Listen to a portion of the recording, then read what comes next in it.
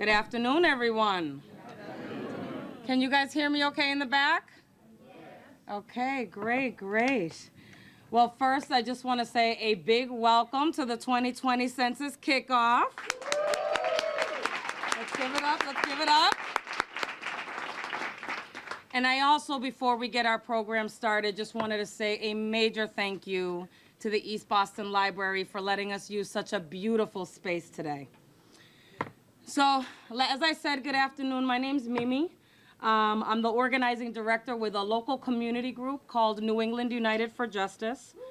And we are one of the many community partners that work both with the Mass Voter Table as well as we are proud members of the Massachusetts Census Equity Coalition.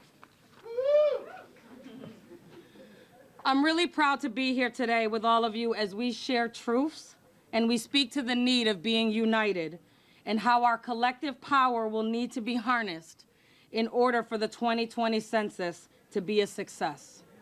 Before we begin, we do want to give some acknowledgments to elected officials that are here and present today. So we'll be hearing more from him shortly, but I'd like to give it up for our Boston Mayor, Marty Walsh.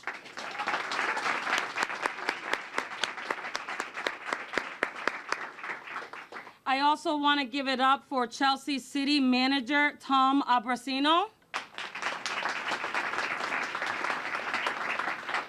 And to amazing Latinx women that represent the Chelsea School Committee. Let's give it up for Yesenia Alfiero and also Kelly Garcia. Great. And we're also going to take the time to acknowledge folks from the Census Bureau directly. Let's give it up for Jeff Beller and also Georgia Lowe.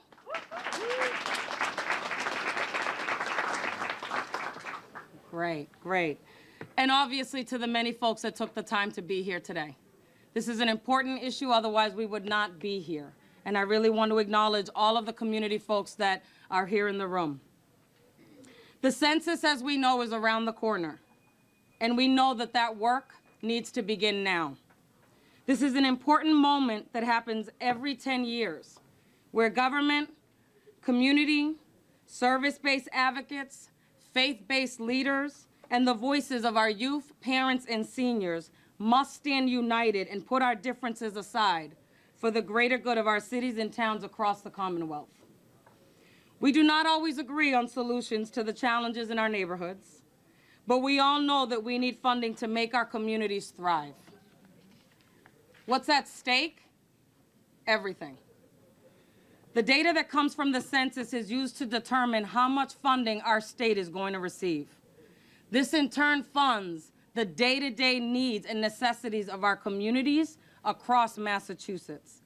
And we must take the time to count every household, every family, and paint the picture of really what is needed in our neighborhoods, and use the census as a way to build our power as community. Data from the census has determined over $16 billion in resources for Massachusetts. We need more, not less.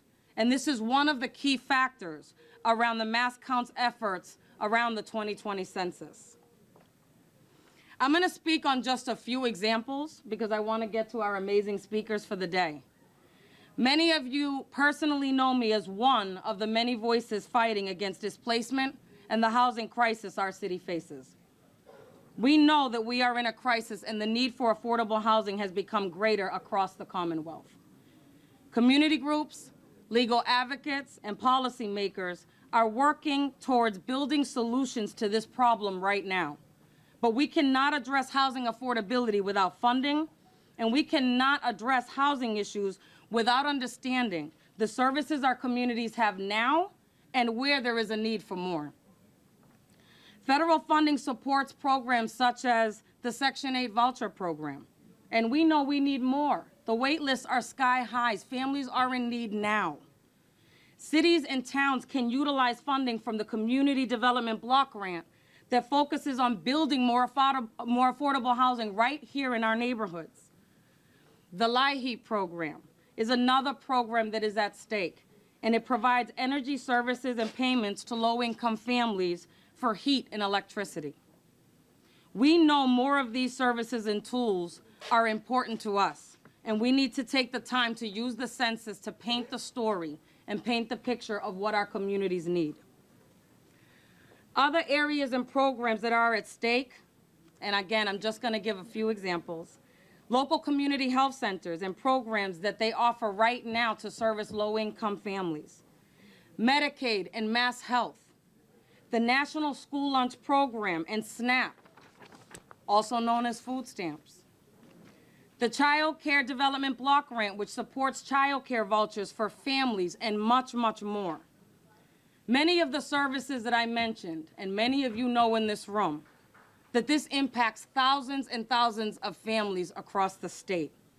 The stakes are too high for us not to take the time and pay attention to the national census, which again, 2020, it's around the corner, but we're starting today. Many of us are working collaboratively, starting now to take this initiative on in Massachusetts. Many of the hard-reached communities are right here in Boston and Suffolk County. Renters, people of color, Black, brown voices, non-English speakers are some of the hardest to reach households for a number of reasons. The 2020 census also has a few new barriers that we will need to overcome. Translation of the census will not be happening in all languages, so we are going to need your help. The other challenge is that the majority of the census for 2020 will be done online, and we know that there is a digital divide in our communities. We will have to support seniors and families who don't have access to internet or a computer in completing their census. So while we do this work, we also need to be sure, and you'll hear more about this shortly, that we are protecting our communities and that folks and families understand both the importance and also feel comfortable in completing the census. I'm going to be done talking. I do recognize an important woman in my life, so I do want to acknowledge, since we are in her hood, please let's give it up for Councilor Lydia Edwards, representing East Boston and Charlestown. Thank you. So now we're going to hear from a couple of the advocates and families who will directly be impacted by many of the issues that the census helps us capture. So I'm going to ask Manlio from NOAA to come on up. Let's give it up, y'all.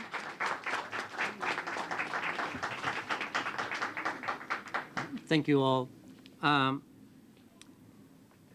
NOAA, one of the important things is working on affordable housing, and the best example that we can have for this is the funding for the Community Development Block Grant. This will help all our communities, and NOAA specifically working in East Boston to keep an affordable housing for all our communities. And that also helps our Boston Public Schools, because we work with the public schools, with our parents. We have an English program that we can work together with the census to bring this information so our communities can be helped. Thank you.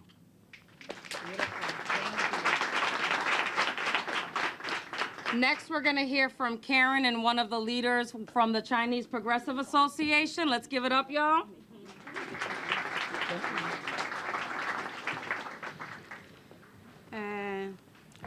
我係呢個波士頓華人唔響嘅，你講得㗎啦。我係波士頓華人前進會嘅共同主席啊，我叫湯建華。My name is Jianhua Tang. I'm one of the co-chairs for the Chinese Progressive Association.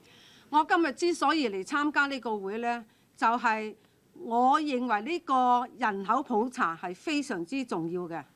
I'm here today because I know how important the census is. 佢關乎到將我哋政府嘅呢個資源合理分配俾各個社區。It's about how much resource we'll get from the federal government, and these benefits are essential to our livelihood. 剛才我哋嘅頭頭阿咪咪咧已經講得好清楚啦。佢話嗰啲舉嗰啲事實咧，我都好同意，因為咧我哋社區裏邊有好多人種喺度居住，譬如越南社區，佢係越南人居住多 ，Chinatown 係中國人居住多，好似呢啲咁嘅地方，佢就需要雙語嘅選票。咁呢啲雙語選票嘅資源呢，就要靠政府撥落嚟。如果冇呢個具體呢個人口普查嘅數字呢，呢個資源分配呢就好難合理啦。So I agree, Mimi said it very well. What is at stake for our communities? And, for me as an immigrant, like I know that the Vietnamese community, they'll need translation. The Chinese community, they'll need translation, which right now is not provided. So, for us, we've been fighting for bilingual ballot. We know that that funding is from Census. But not only that, we also need political representation as well. 又譬如我哋喺教育嗰方面，我哋有好多呢個新移民呢，嗰啲草根階層嗰啲人呢，都喜歡住喺呢個 Chinatown 裏邊嘅，作為一個移民嘅踏腳石。經過10年8年之後，佢哋適應咗美國嘅文化生活習慣，佢哋會呢個留喺度安家樂業。咁但係問題喺邊度呢？呢個社區需要有呢個文化呢個資源，有雙語學校嘅資源、雙語托兒所嘅資源。好似呢個唐人街裏邊有個 BCNC 嗰啲英文呢個培訓班啦，有呢個其他啲社區組織，都係需要合理分配資源，咁落去先至能夠為我哋啲草根階層，為我哋啲各族裔嘅人口去服務。So, for example, like education, a lot of, it's very important to our families, but a lot of parents, they work a lot. And they need to make sure that the parents actually fill out the census in order for the whole family to be counted. Like in Chinatown, we're working to preserve Chinatown so that Chinatown can be an entry point for Chinese immigrants to emerge into society. And but in order for people to do it, we need to stabilize Chinatown, but also the Chinese immigrants' lives have to be stable. And what it means is that, we have to make sure that there is enough bilingual services. There is a health center. There is, BCNC, the Boston Chinatown Neighborhood Center, get enough services to serve the community. 我再舉一個例子，譬如我哋去醫院睇病啦，我哋唔識英文嘅，咁我哋係需要翻譯嘅。咁譬如我哋去紐英倫睇病，如果你冇呢個雙語翻譯呢，我哋就好難去同醫生去溝通。所以呢個合理資源分配呢係非常之重要。我哋每個人嘅切身利益，每個人都有份嘅，所以我哋每個人都要參加。So, and also, one other thing is healthcare. Like we have, South Cove Community Health Center serving the community many years. But we also need a Medicare, right? A benefit, federal benefit in order for us to get the healthcare. But we also need to have a healthcare center that can actually serve us. So these are very important issues. So that's why we're here today, to make sure that everyone is counted. 我講咁多啦，多謝。Thank you.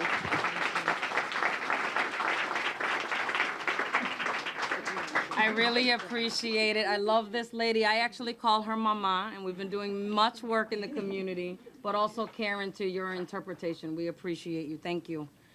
We're next going to hear from Felipe with Rosie's Place. Thank you all, and thank you, Mimi. You definitely highlighted the fact that we have so much money that is on the table, so much money that is impacting directly in our communities. And while we're talking about money, we often tend to forget that that money goes to people, and specifically in preventing hunger.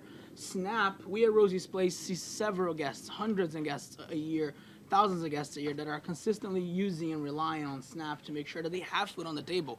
And so what we're talking about is not just those millions of dollars that are making sure that we're preventing people from going hungry, but it's thousands of people who need that money for them and their families to make sure that they can get to the next day. And you know what? At the end of the month, they're still coming to Rosie's Place and to other shelters and other community centers to be able to access food. We alone see not only the 12,000 women a year that we see, but 2,000 women that we provide core foods, nutritious foods every month to. That's a number that when SNAP is cut, when SNAP is put on the chopping block, it is extremely dangerous. And what we need to be doing to make sure that all those funds are properly allocated for Massachusetts is that we're all counted. So when we're looking at the census, we're thinking about the homeless community in Boston and in the greater Boston area that are often forgotten by federal elected officials and need to be remembered right here, right now, and counted so that they don't go hungry.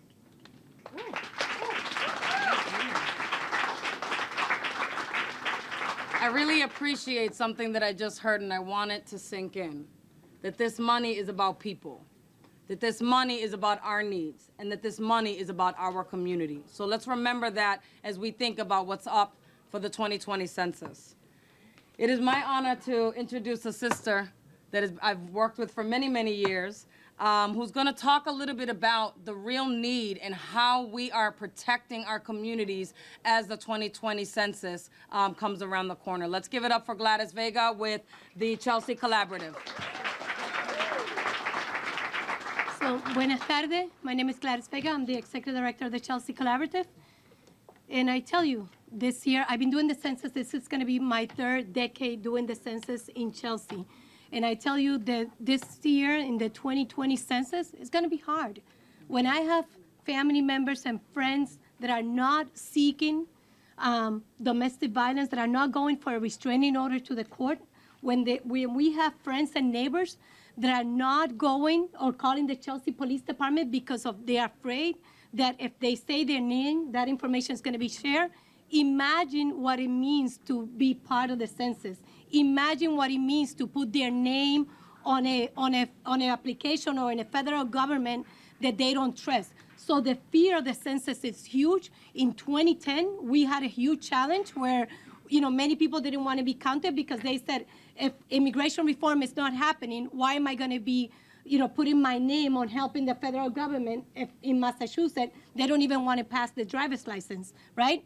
So imagine now with the environment that we have, an environment that is that it's about hate and fear and all these things. So imagine our community has been undercounted for 30 years already. We have been the small city in the state of Massachusetts that does not get the best resources because we're undercounted. So imagine now with the threat of the citizen question in the ballot, right? If that happens, less people are going to respond to that census. We have to literally drag people. Before it was door knocking. Now, if they're afraid of doing it in a computer, we're just going to have to drag them to our offices, to the different places where we have access to computers, the libraries, etc., and they have to have friendly faces. So, this is not about the Chelsea Collaborative. This is not about two organizations. This is not about Mimi. This is about all of us together, putting everything that we can, every resource that we can, talking to our neighbors and highlighting how important this is. We don't have the luxury in Massachusetts to lose a congressional district office. We don't have the luxury for that. We were very close once, and we cannot have that happen again. So please, if I urge you, today is exactly 1 year from today. Let's all work together. Let's take this very serious, and in every table that we are, let's highlight how important, because there's too much to lose, and we don't have the luxury to lose it. Muchísimas gracias.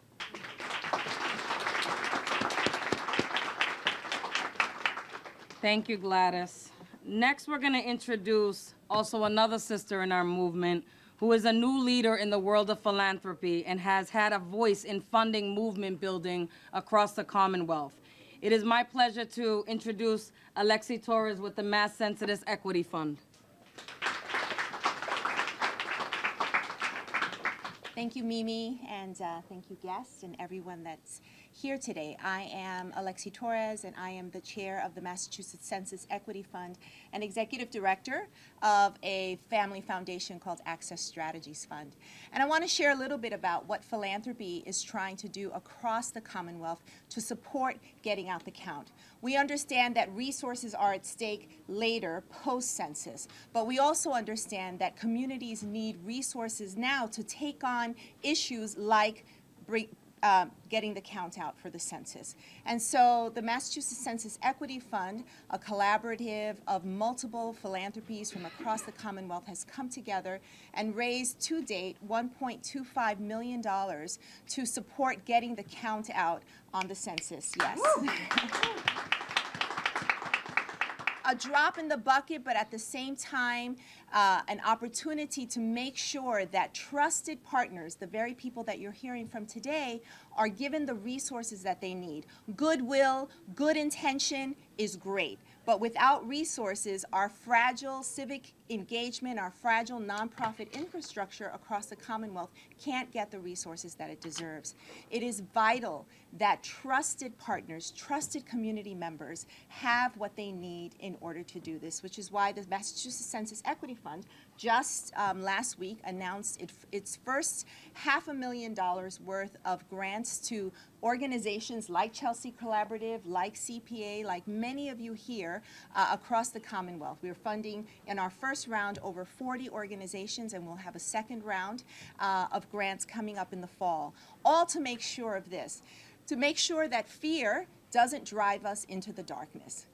Which is what, unfortunately, many people who are trying to divide us as a community rely on. They rely on fear, but we know that darkness can only be cast out by us standing in the light, coming out of the shadows, standing in front of those who are afraid and saying, we have your back. We have your support, right? You have our support, you have us, and we will stand with you and for you. Philanthropy makes that commitment, and I know and I hope that we all make that commitment to one another. Thank you. Right.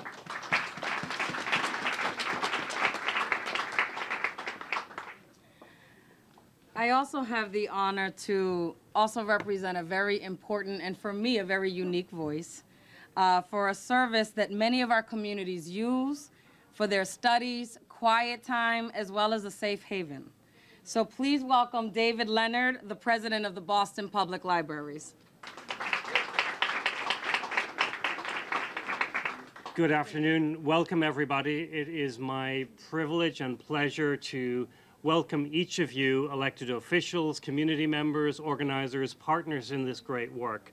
And we welcome you here to East Boston, which is a very special place in the library community.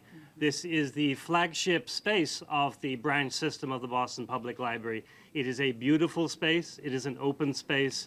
It is a place where people of all backgrounds come together to learn, to use the computers, to engage with the library staff, to borrow books and read, to do homework, to use our Wi-Fi hotspot lending program. And it is services like these that we suspect over the next year become critical in the work of allowing people to be counted safely, and to have a chance at preserving the resources that we all depend on across the city of Boston. As a personal note, I came to Boston in '92 as an immigrant, and what I was seeking was a place that would allow me to be myself, to craft my own path that did not come with my own assumptions. And I found my path to this role here at the head of the library system, and it is a privilege to now try and ensure that our community remains a place of welcome, regardless of background, and ensure that everybody is counted, whether you arrived yesterday, 10 years ago, or have been here for many, many generations. And so, over the coming year, we look forward to partnering with all of you, the community, our colleagues at City Hall, and ensuring that we will be counted, because that is what democracy is about. Thank you.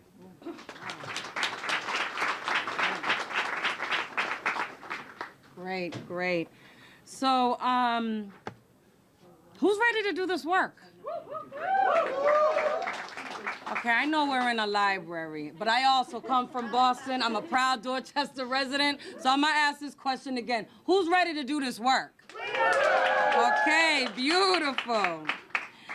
It's gonna take a lot of time, and it's gonna be a lot of energy, but I know it's not impossible.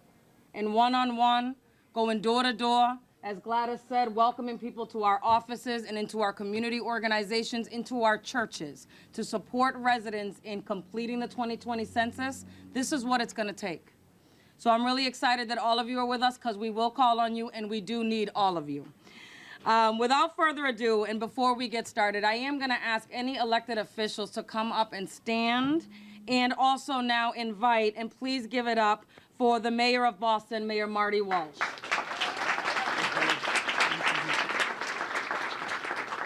Thank you, Mimi.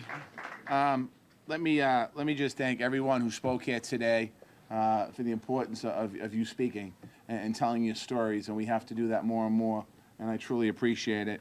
To Tom, thank you from Chelsea, and all the folks from Chelsea that are here today, thank you for being here as well. To all the partners in the room, we can't do this without you. We need you to continue to be with us in this journey, and this is a journey. Let's not kid ourselves. In 2019, going into 2020, it's a journey, so we have to continue to move forward. To all the elected officials that are here and the offices that represent us, thank you as well. The 2010 census that we had here in Massachusetts counted 617,000 people in the city of Boston. In that time, from 2010 to 2019, we're at about probably 700,000 or over 700,000 people. For Boston and Chelsea, what the census means is we talk a lot about federal representation down in Washington, and the last 3 censuses, I believe we've lost a congressperson all 3 years, all 3 censuses. So we had 12 at one point, then we had 10, then we had 11. I think we have 9, I think 9 now, whatever it is. I'll get it in a minute. The point is we have fewer people. But also in Boston, I got elected in 1997 as a state representative. And from that time to today, we have less people representing Boston that actually live in Boston. And we have fewer people in the state Senate that actually live in Boston because the districts have been changed because of lack of population. So when you think about having people represent you on a city or a state or a federal level, having people in the legislature, but whether here or United States Congress, is so important for our cities and towns throughout the Commonwealth, but in particular today we're talking about Boston. It's important to be counted. We need to make sure that we continue to do this work and do this well. The census is America's tool for recognizing our people, all their dreams, all their diversity, and it's in our Constitution. It determines our representation in Congress. I can't underscore that enough. How many members we get and how the boundaries are drawn in the United States of America. We don't see that here with the messing around with the boundaries being drawn, but we saw it happen in 2010 in Washington, D.C. We saw gerrymandering. We saw districts created that some people couldn't have a fair competition in them. That matters. That matters as we move forward as a country. Our delegation is very strong in Massachusetts, and we need accurate census counts to protect our voices in the United States Congress. And when the federal government invests in things like that we need, and we heard about this a lot. I'm going to give you a little bit, East Boston residents. Right now, what the census means to us and the investments made from the 2010 census. It means free lunches at the Kennedy and the Otis schools, here in Eastie, and all of our schools throughout the city of Boston. It means funds, we heard about it from a couple different speakers, affordable housing. There's a lot of criticism and talk going on right now in Boston about not building enough affordable housing, but it's difficult when you're the only people building the housing is the city of Boston, when you don't have a federal partner to make investments. On the other side, which scares me even more than not having enough affordable housing, is the lack of investment in our public housing in Massachusetts and in Boston. All of the renovation that we saw at Orient Heights down the street, that was because we worked together and we were creative in creating programs to pay for that housing. If we weren't creative, you know what? The people's housing wouldn't be upgraded. That's not good enough. It's important job training. As we think about the population growing, we said 700,000 people. Our unemployment rate is 2.5% in Boston, and in communities of color, it's about 5%. But we need to train more people for the jobs of the future. All of that matters. Senior services, our senior citizens. In case we don't know it, I think I'm a baby boomer, we're getting old. We're getting old. And we need to have a federal government that actually cares about and invests in senior citizens. If we don't do the accounts accurately, we won't get what's due here in the Commonwealth of Massachusetts. For every person not counted, as we think about when we go out and do the counting, for every person not counted, think about this, it's about $2,400 in federal money. Think how quickly that adds up. And that's not just for programs for 1 year. That's $2,400 every single year for 10 years, times the amount of people that aren't counted. That has a big impact on our city and our state. We need to continue to fight for housing. We need to continue to fight for climate action. We need to continue to fight for public transit. We need to continue to, this young woman here spoke about the importance of preserving Chinatown. We need to continue to do that to preserve our communities and our neighborhoods. All of that matters here when we think about how we move forward. I know that this is the kickoff, and I want to thank everybody for being here today. And we're vested in City Hall. We're going to continue to go out there and do it whatever we can in the city of Boston first to make sure that we count every single person in our city. Then we're going to offer help to other parts of the Commonwealth if we need to make sure that we count everyone in the Commonwealth, because it matters. What happens in the city next door to us matters to the city of Boston. And that ripple goes right through the entire Commonwealth of Massachusetts all the way to Western Mass. We're investing in our budget next week when we release it, a $100,000 investment to complete the census count. And that's going to be working to fund community grants-based organizations to support city departments to raise awareness, and so we can continue to do the census in every neighborhood. And that's just a start. We're putting that in there as a placeholder to make sure that we continue to move forward as we do this work. This is also an opportunity for us in Boston to truly show how we build trust and make us stronger. It's a statement of who we are and what we believe in. We believe in people in the city, whether you rent or own, whether you're a senior citizen or a newborn baby, whether you're online every day or you don't have the internet. We are going to work every single day to make sure that you're counted. I want to end with this. To our immigrants, we also have the opportunity to say that this is your home. You have rights here and you belong here. And that is about all of us to make sure that we let our immigrant community know that this is their home as well.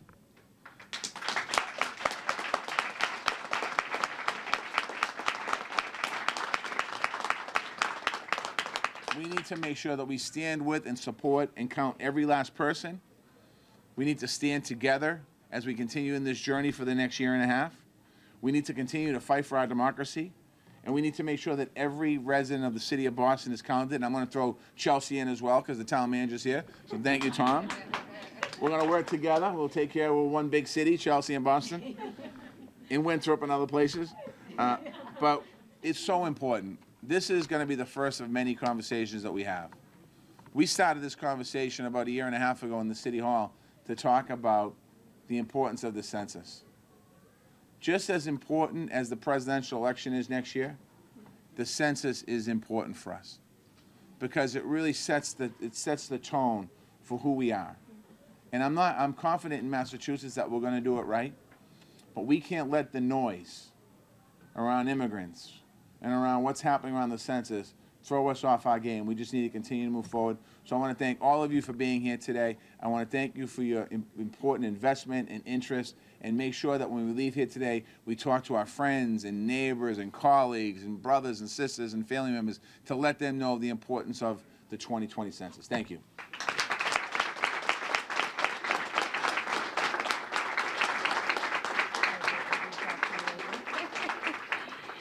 Thank you, Mayor Walsh. I want to acknowledge, even though she was not able to be here today, she's got a tough job in D.C. I think you know who we're talking about, but we do want to acknowledge Arena from Ayanna Presley's office and just say thank you for coming.